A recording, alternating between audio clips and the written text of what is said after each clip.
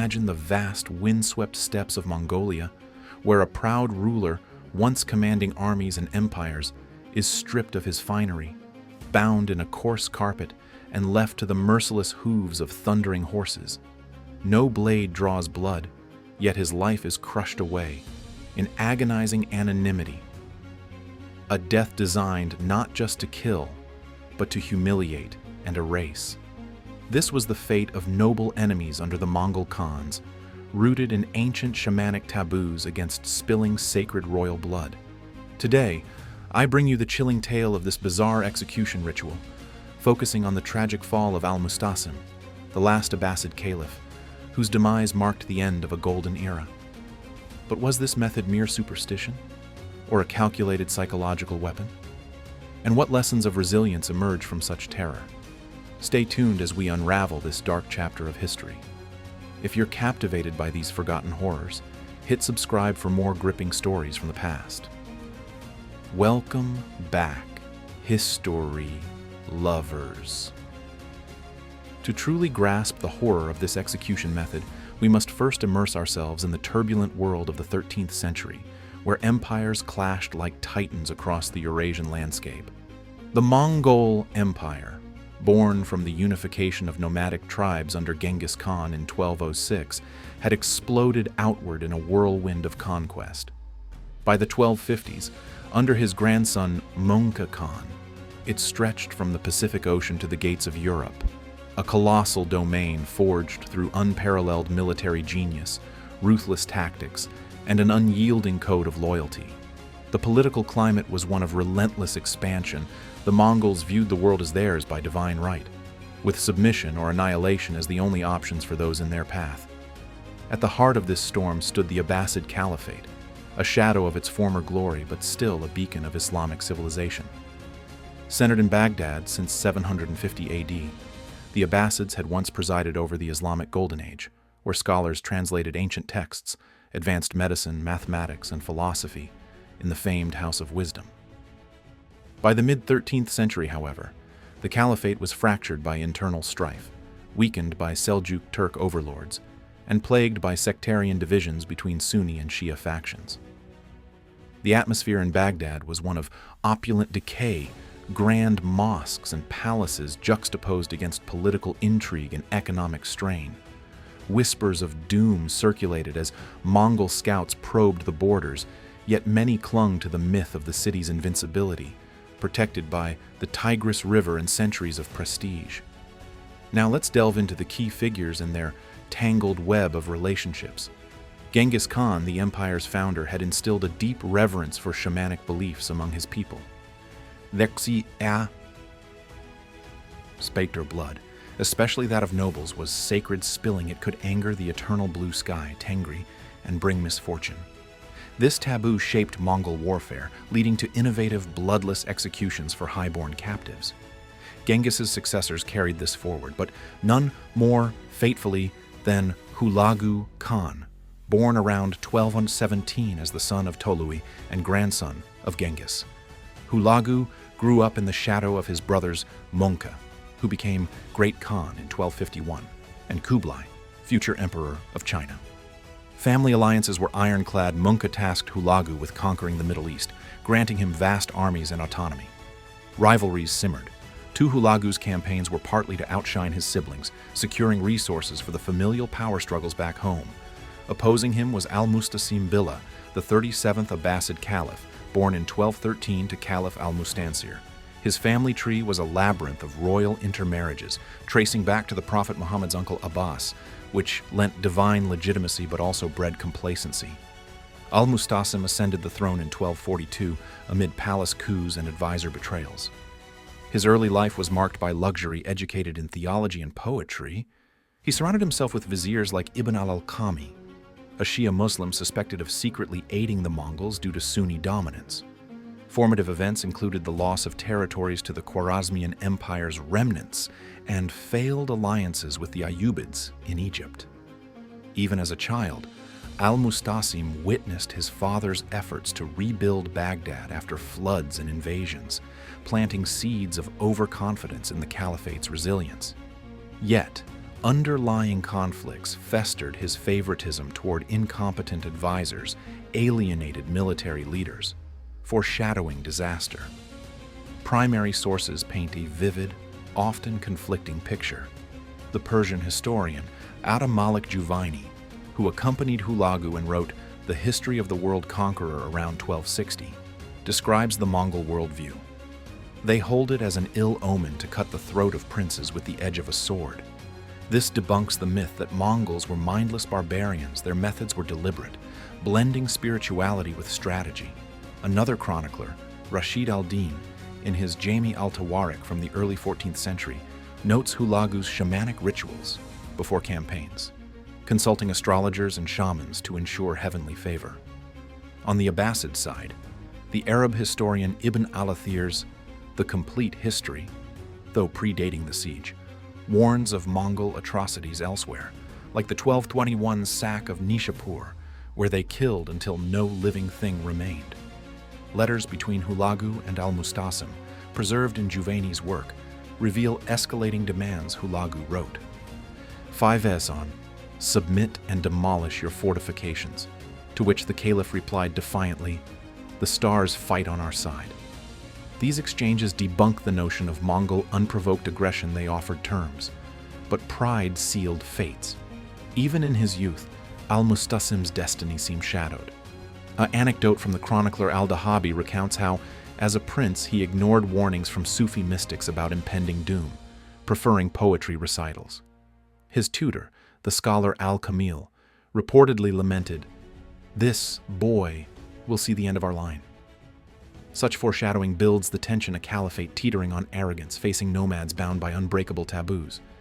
As we move forward, remember, these weren't abstract forces but human decisions, laced with ambition and fear, setting the stage for one of history's greatest tragedies. But the stage was set, and the players were moving toward an inevitable collision. Let's trace the chronological ascent of these forces, focusing on three pivotal events that escalated the drama, each a mini-epic of ambition, betrayal, and conquest. I'll weave in sensory details to bring these moments alive. Picture the dust-choked horizons, the clang of armor, the acrid smoke of burning cities, as we build suspense toward the fateful siege. First, consider Hulagu's rise and the launch of his western campaign in 1253, a masterstroke of Mongol strategy that showcased their unstoppable momentum. Hulagu, already a seasoned commander from campaigns against the Song dynasty in China, was summoned by his brother Mongke to Karakoram, the Mongol capital. There, amid yurt-lined streets buzzing with traders from distant lands, Mongke invested him with command over a massive army, perhaps 150,000 strong, including Chinese engineers, Georgian allies, and Persian levies. Why this choice?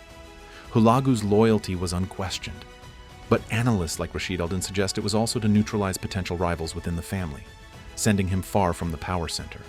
The immediate effect was a wave of terror across Persia. Hulagu's forces crossed the Amu Darya River like a living storm, their horsehair banners fluttering under endless skies. A key mini-story here unfolds with the destruction of the Assassins' fortress at Alamut in 1256. The Assassins, or Nizari Ismailis, were a secretive Shia sect, infamous for targeted killings, their mountain strongholds a thorn in Mongol sides. Hulagu besieged Alamut, a craggy eagle's nest perched on sheer cliffs, where defenders rained arrows from hidden slits. Juvaini, an eyewitness, quotes the assassin leader Rukn al-Din Kursha, pleading, "We submit to the Ilkhan's mercy." But mercy was sparse. Amengsi mein an inem.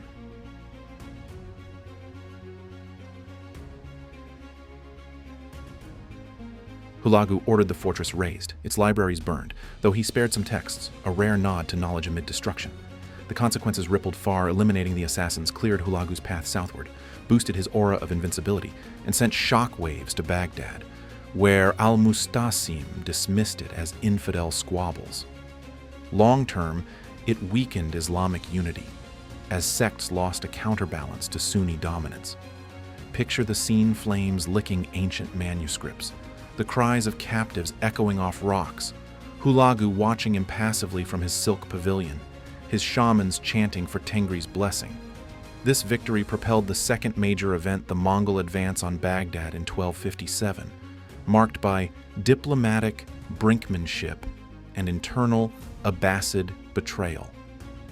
Hulagu sent envoys demanding tribute and troops for further conquests, but Al-Mustasim, ensconced in his opulent palace with gold-threaded tapestries and perfumed gardens, vacillated. His vizier, Ibn al-Alqami, a Shia with grudges against the Sunni elite, secretly corresponded with Hulagu, promising easy victory if the Mongols attacked. Why this treachery? Sources like the Mamluk historian Ibn Taghribirdi suggest al-Alqami hoped to install a Shia caliph, exploiting sectarian rifts. The caliph's response was haughty. In a letter preserved by Juvaini, he proclaimed, "Baghdad is the abode of peace, its walls are guarded by angels." This defiance stemmed from over-reliance on outdated defenses and a fractured army, only 50,000 troops, many disloyal. The buildup was tense. Mongol scouts raided outskirts, while inside Baghdad, markets hushed with fear. Imams preached jihad from minarets. Hulagu's choice to press on was calculated. Conquering the caliphate would legitimize Mongol rule over Muslims, providing ideological conquest alongside military. Immediate effects included panic evacuations and failed alliances. Al-Mustasim's pleas to Egypt's Ayyubids went unanswered. Long-term, this event exposed the caliphate's vulnerability, accelerating the shift of Islamic power to Cairo. Visualize the tense courtroom: Al-Mustasim, robed in black silk, dismissing warnings as his advisors whispered plots, the distant thunder of approaching hooves foreshadowing doom. The story intensifies with the third event, the encirclement and initial assaults on Baghdad in January 1258. A symphony of siege warfare that tested both sides' resolve. Hulagu's army, a multicultural behemoth, dammed the Tigris to flood eastern approaches, while Chinese catapults hurled naphtha bombs, turning night skies into infernos. Juvaini describes the barrage stones flew like hail, and flames lit the heavens as if the stars themselves waged war. Zaro Sursi now see NC's cross al-Mustasim's forces, led by the brave but outmatched commander Suleiman Shah, mounted desperate sorties, their curved scimitars clashing against Mongol lances in muddy trenches. Why did the caliph not sue for peace earlier? Pride and poor counsel, per Rashid Alden, who notes al-Mustasim's belief in divine intervention. The consequences were immediate breaches in the walls led to mass desertions and far-reaching, as the siege's brutality set precedents for future Mongol tactics in Syria and beyond. But the situation was about to escalate dramatically into outright catastrophe. If you're finding this riveting dive into Mongol might compelling, take a moment to hit subscribe and turn on notifications. You won't want to miss the climactic unraveling ahead. And for exclusive deep dives, consider supporting on Patreon. Your help keeps these stories alive. And now, we reach the harrowing peak, the sack of Baghdad, and the tragic execution of Al-Mustasim, a sequence of betrayals, devastation, and mystery that unfolded over mere weeks, but scarred history forever. Let's slow down and dissect these final moments, drawing on cross-referenced sources to pierce the veil of legend, emphasizing the raw emotional toll on a man who embodied an era's end. The climax began on February 10, 1258, when, after 13 days of relentless bombardment, Baghdad's defenses crumbled. Hulagu's forces poured through the breaches like a tidal wave, the air thick with the stench of smoke and fear. Eyewitness accounts from Juvaini paint a scene of utter chaos. The streets ran with blood, and the cries of the dying mingled with the victor's shouts. Al-Mustasim, holed up in his palace, finally sent a surrender delegation, but it was too late. Hulagu demanded the caliph emerge personally, stripping him of guard's humiliating demand that underscored the psychological warfare. The Caliph, pale and trembling in his once majestic robes, stepped out amid rubble-strewn courtyards, his eyes reflecting the despair of a fallen empire. Betrayals deepened the tragedy. Ibn al-Alqami, the vizier, had opened gates secretly, as alleged by Sunni chroniclers like al-Dahabi in the lives of noble figures, who wrote, "He whispered poison in the caliph's ear while plotting with the infidels." Whether true or biased propaganda, this internal rot amplified al-Mustasim's isolation. His sons and courtiers were separated, leaving him alone with his regrets. The emotional impact was profound. Imagine the caliph, once revered as God's shadow on earth, now a quivering prisoner.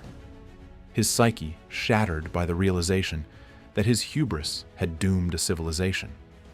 The sack itself was a week-long orgy of destruction, methodically savage. Mongols looted the House of Wisdom. 5. Tossing priceless manuscripts into the Tigris until, as legend holds, the river ran black with ink. Rashid al-Din estimates 800,000 deaths, though modern historians like David Morgan suggest 200,000, a staggering toll either way. Women and children were enslaved, mosques desecrated, the atmosphere heavy with wails and the metallic tang of blood. Hulagu spared some artisans, shipping them east, but the caliph's family faced grim fates, his sons executed by sword, violating the blood taboo only for lesser royals.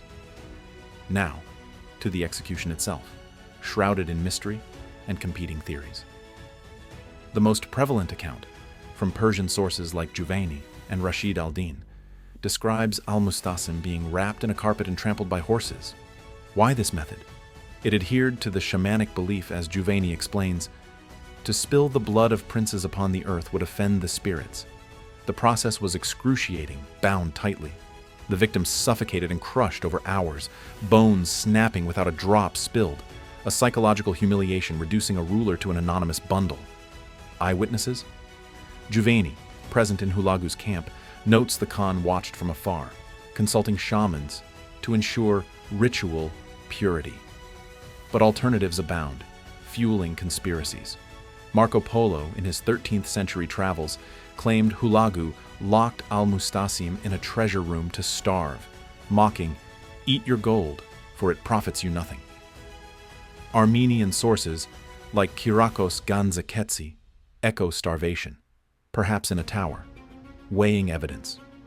Persian accounts, closer in time and culture, favor trampling, aligning with other Mongol executions, like that of Russian princes at the Battle of Kalka in 1223, crushed under feasting platforms.